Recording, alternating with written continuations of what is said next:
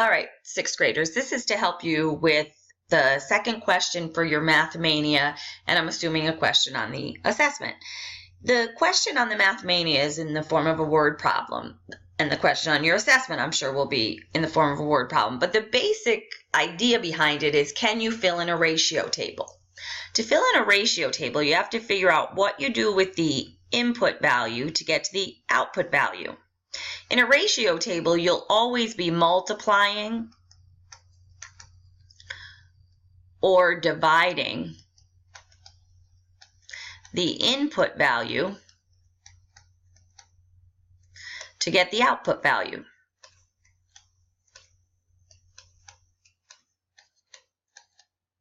So here, how do I get from 2 to 1? Oh, 2 divided by 2 is 1.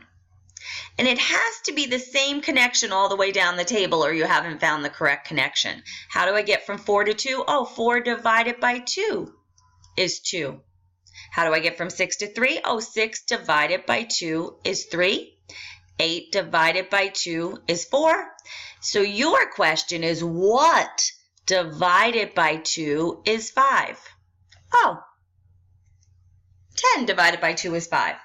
So that's how we fill in that ratio table. Let's try another one. Now you're looking, how do I get from 1 to 3? Oh, 1 times 3 is 3. Hopefully that's what I do to get from 2 to 6. 2 times 3 is 6. How do I get from 3 to 9?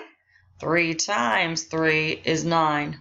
4 times 3 is 12. You'll notice all the way down the table I'm multiplying by the same value or dividing by the same value. So then I know I have to do 5 times 3 is to get my final answer over here of 15. Sometimes you have a spot in the middle of the table that you have to figure out what it is. So let's go from our input to our output here. How do I get from 3 to 1? Oh, 3 divided by 3 is 1. Let's hope that's the same connection all the way down the table. What's 9 divided by 3? Oh, good, it's 3. What's 15 divided by 3? That would be 5.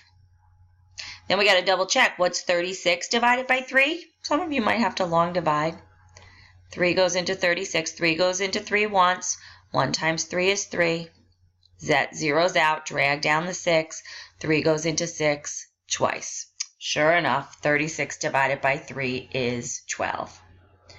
So that would be the missing value in that table. I hope that helps.